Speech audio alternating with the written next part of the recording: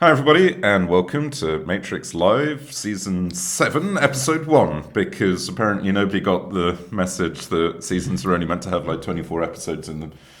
I said, I think otherwise it would be like Season 6, Episode 50 or something. Yeah, so we have to refresh, and we're not coming often, so when we come, we actually make an impact. Yeah, I mean, clearly it's a season opener with sort of, in fact, I have a horrible feeling. I hope we've done one since the beginning of Season 6. I'm not sure, because I feel that last time we did that, we blew Ben's mind. Just changing season. Imagine the power to change season on demand. Either way, we were at risk of turning into like Days of Our Lives or something. So clearly time for 7 seasons and a movie. But it's a bit accurate too, because if you look back, when we started Matrix, the idea was make it work, have something working pretty well, then make it work right, fix the problems and have something better. Exit beta, in other Exit words. beta, yeah, basically. And then we were aiming for make it go fast. And we're getting there. Well, it was a beautiful radio presenter sort of segue through. How are we making it faster, Amandine? No, you tell me, Matthew. Wow, okay.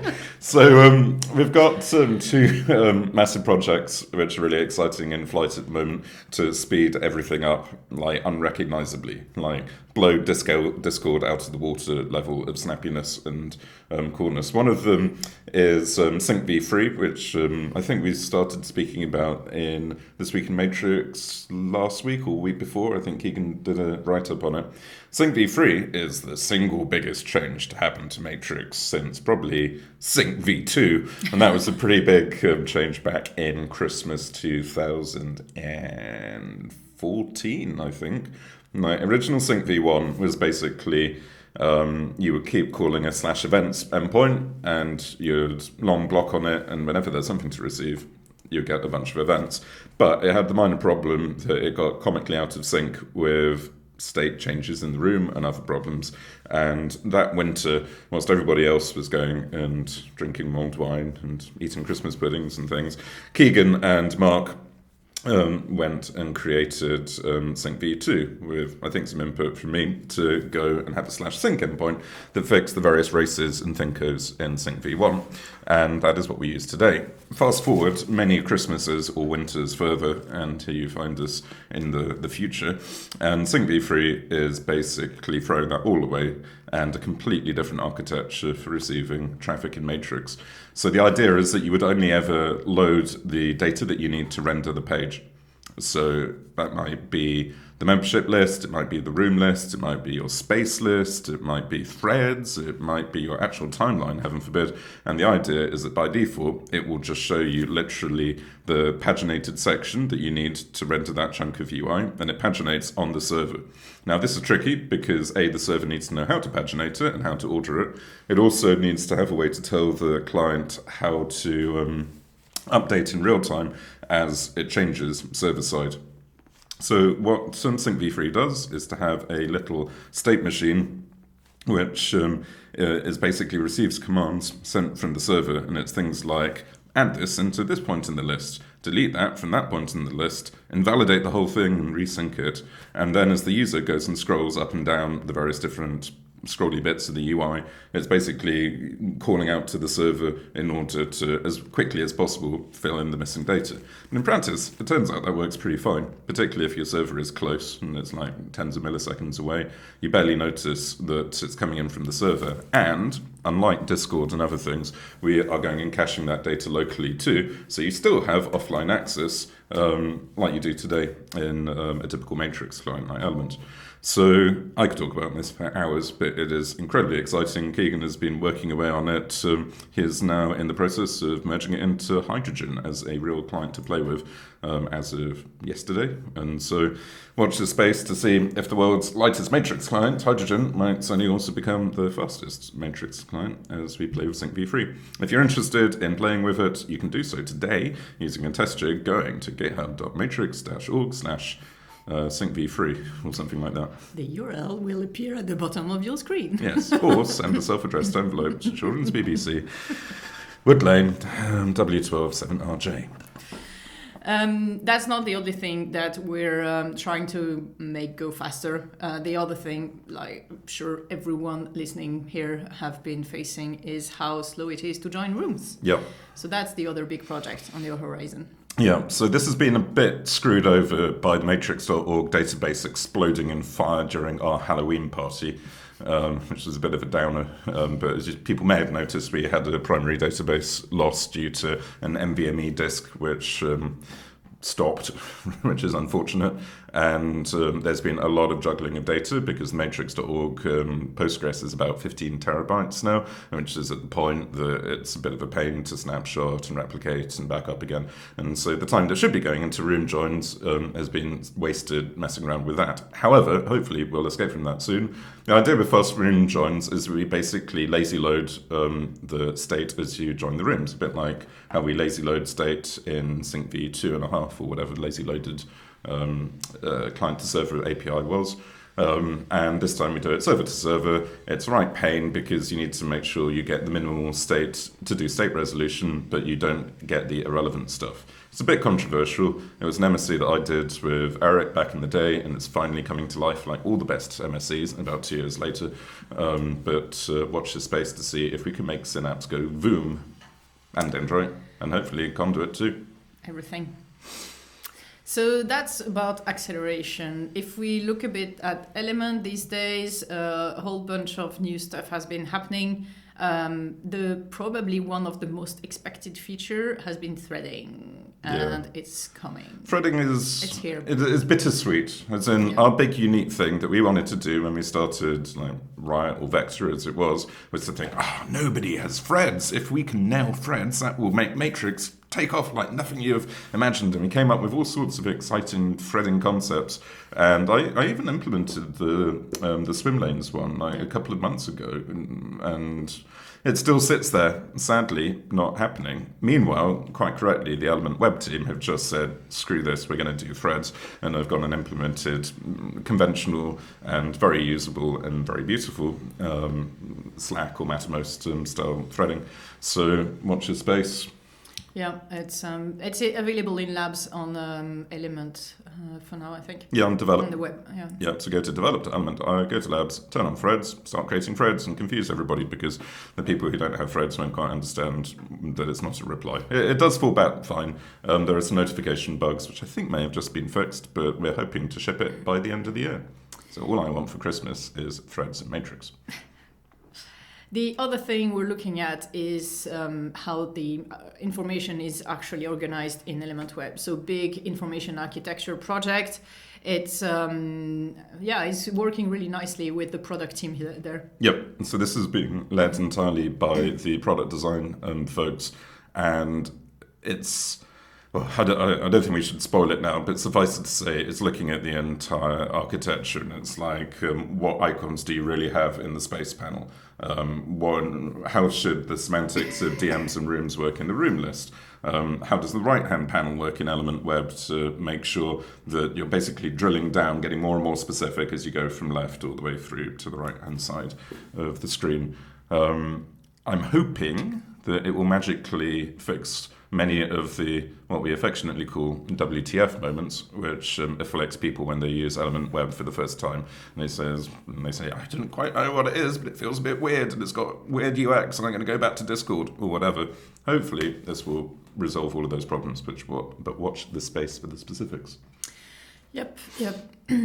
Then what else exciting has been happening? There is very exciting VoIP stuff. Yeah. That's really cool. So this has been my baby over the last couple of months. Well, it's actually been Robert Long's baby, but I've been messing around on the Spec side of things. Basically, native, decentralized, encrypted group calling in Matrix at last. So basically, I had the revelation that there wasn't a good reason why anyone has not specified an open standard for group VoIP calling over the years. and why all of the normal conferencing things end up being apps which are like silos and they don't interoperate with anything. And you can use Jitsi or you can use Zoom or whatever, but you end up only being able to use that app. And if you have instances run by different people, you can't interoperate between them. You can't like cascade between different servers like you can with Matrix, and you always end up with a logical point of failure and control on whoever is providing your conferencing server.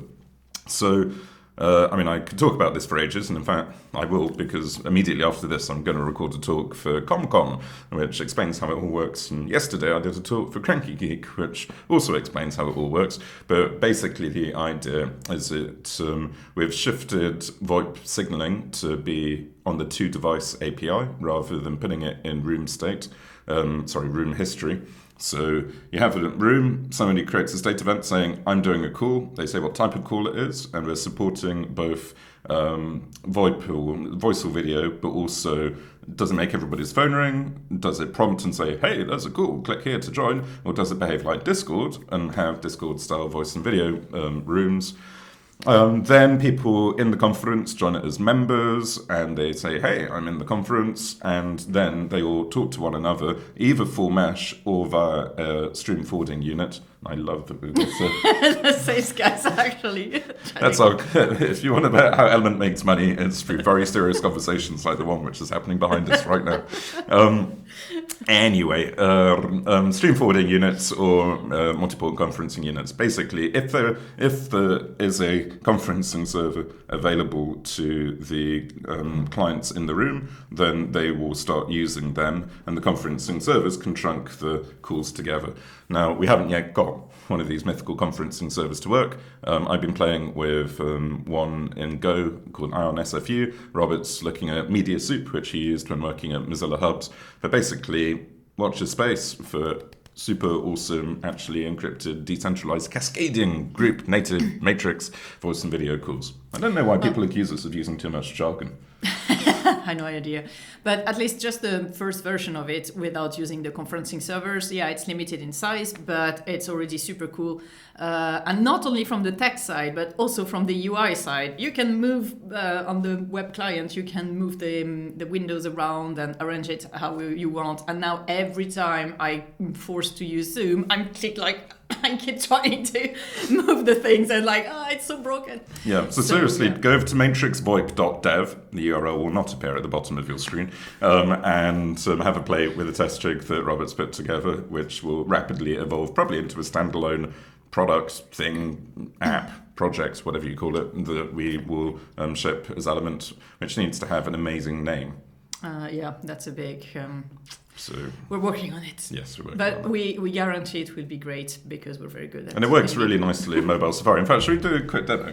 Yes. Because this is just really cool. So I'm going to go to matrixvoip.dev on my phone. And I will go and join a room imaginatively called Robert's Test Room. Even though I'm not Robert, I'll go and chuck you the URL like so.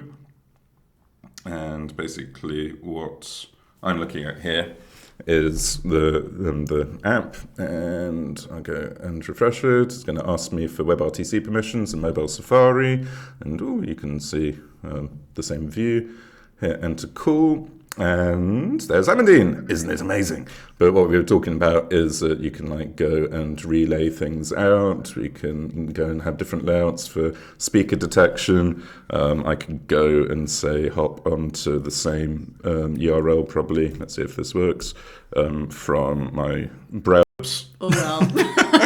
Turns out that QuickTime and Chrome can't have the camera open at the same time, and so QuickTime craps out recording our Matrix live as I tried to open WebRTC, which is a shame because we then did an awesome demo. But seriously, just go over to matrixvoip.dev yourselves and have a play with it because it kicks ass and will get super sexy in the near future.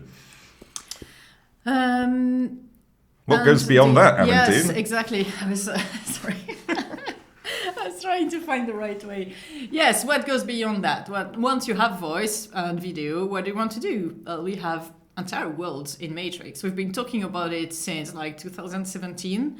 Haven't managed to progress it, but Robert in particular is really looking forward to get going on actually putting VR in Matrix, and hopefully we'll get to it quickly. Yeah, it's kind of depressing that we've been talking about virtual worlds on Matrix since before Matrix. In fact, Matrix came out of a project of us sitting in a bar in Berlin many years ago, like 2012, I'm guessing, or 13, I think it was 12, back, TechCrunch Disrupt, this time of year, November 2012, so when we were young, back, so it's, 8 years ago, 9 years, I can't do maths. Either way, basically, Matrix was originally an idea called Third Life,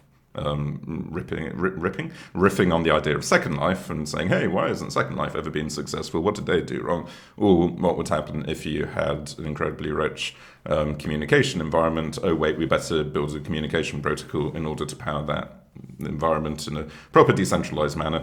And so even despite all of the enthusiasm and hype about metaverse stuff in the last couple of months, we've always been gently stabbing away at it, and people may recall us doing 3D video conferencing at Fosden back in the day and doing our A-frame-based web VR stuff with Vives back in the day. And really the hope on the VoIP stuff, and particularly this next generation VoIP stuff, is to keep pushing in that direction. Robert's got his thirdroom.io project as a side hustle, which is doing precisely this, building virtual worlds on top of Matrix. And I think the hope is that once we've got the VoIP stuff done in Matrix, we go and move on big time into that, which is pretty exciting. Watch out, Facebook, we're coming for your ashes. Right. What else? Element 1, I guess... Element 1's been going through the roof. Has been going through the roof to the point that we had to pause registration because bridges were melting down, basically. Yeah, bridges are no longer melting down, and we now know a lot more about scaling bridges, so thank you for everybody who has generously helped us in that. But I think that registrations are reopen again, so... Have they already? I know it's coming, but I think that maybe today. Yeah, I don't remember. Maybe. Either way, it's awesome. I've switched over to using it for keeping track of all of my WhatsApp and Telegram random conversations. And if you're not playing around, it is a great way to support the core project in terms of all of the work which we as Element do for Matrix. Otherwise, we had, so I can't remember, I forgot to double check, the 1.1 version of the Spec probably went out this week. Maybe it was last week. I think it was this week. I can't remember. No, it was last week. Travis was on holiday, and he spent his holiday doing a Spec release, which is unfortunate. Thank you, Travis, although he did it with his open source hat on. But if you haven't played with spec.matrix.org, it's beautiful. So thanks to Will Bamberg and also Dean Harrison, who did the design on it, for going and putting that together, because it makes it's just a step change and improvement. There's one thing we need to do, which is to bring back an index of all of the URLs, because we used to have that in the table of contents and it's gone, and it makes me sad, it makes Valère sad, it makes lots of people sad. So we're going to bring it back, don't worry. Other milestone, which could be justification of a season 7 too. Absolutely. We hit the 1 million monthly active users. On the overall network. On the network itself. So based on the phone home stats that Synapse does, I think it's like 1.08 million monthly active users at the moment, which might not sound massive, but if you compare it with IRC, which is, I think that Libra have got about 150,000 or so. I can remember when Slack hit 15 million, and that wasn't that long ago. I don't know what they're on now. Teams is something stupid like 200 million, because they count all of their Office 365 people as Teams monthly active users, but honestly it probably is about 250 million. But basically 1 million isn't so bad. Yeah, it's an important milestone, but also it's based on phone home stats. So in practice, there are many people who don't phone home. Paranoid people. So it's probably much bigger than that, but we don't know. Other stuff we should talk about, and there's so much stuff to talk about because we haven't done all of these forever, and so we just picked some of the fun bits, is that we are getting a full security audit again. Actually, not again, for the first time ever. So we've gone and reached out to a couple of really cool encryption specialists, asked for a new end-to-end audit of Ulm and LibOlm and MegOlm. But also looking at the rest of the stack too. Probably getting Matrix Rust SDK and Matrix Rust SDK Crypto. Our next generation SDK is properly audited, which we're going to be using in Android real soon now. There should be Android builds out in the next couple of weeks, hopefully, using the Rust end-to-end encryption engine. And we're also, though, going to start looking at auditing Matrix just end-to-end. So the idea is that we'll take something like Element Android with Matrix Rust SDK inside it and Ulm within that, hook it up to a Synapse, hook it up to another Synapse, hook it up to an Element Android, and literally go through the whole thing and get somebody independent to try to own it. So it'll be the first time that we've actually tried to sort of snapshot an entire state and say, hey, everybody, this particular configuration, we went through the ringer on, and we're pretty confident that there aren't any embarrassing screw-ups. So that's happening. Had an email back from one of them yesterday saying that the earliest they could do it was February, and one of the other guys said that the earliest they could do it is April, which kind of sucks in terms of timings because we want it now. Lots of the big government Matrix deployments are really interested in it. If anybody listening to this happens to know any really good security end-to-end encryption auditors and want to get lots of amazing publicity about auditing the world's best decentralized secure communications protocol, please get in touch. Yeah. And the Rust SDK was it's coming together, and we're starting to use it to basically implement the whole thing. And then next bit is peer-to-peer, which is also evolving quite quickly, especially the simulator. Does it have a name? The simulator? I think amazingly it's called Pinecone Sim, which is not the most exciting name. But basically Devon, who's joined the team to work with Neil Alexander on peer-to-peer stuff, has been blitzing away, completely reworking how the simulator works. And if you look on evil centralized Twitter or benign decentralized Mastodon, you will see beautiful animated GIFs out of the simulator. But basically we can now visualize in real time how these simulated peer-to-peer networks behave. And you get 4 different topologies. You get the physical one of where the literally physical location of your nodes are in your big sort of 3D or 2D space.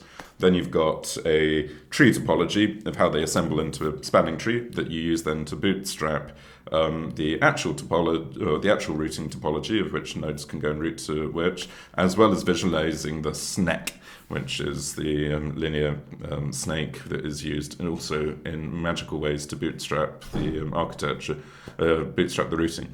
One thing that we haven't yelled about as much as we should, I think, is to note that Pinecone is now documented, and there is a spec of sorts. If you look on github.com/pinecone, /matrix-org/pinecone, and look in the wiki there, then Neil Alexander has hidden the actual blueprints of how this thing works. So if you like peer-to-peer stuff, seriously, go check it out, and it will explain how the various different topologies interact. And then, in the near future, you'll be able to go to a simulator, fire it all up, and start clicking between the different views and trying to figure out why the thing behaves like it does.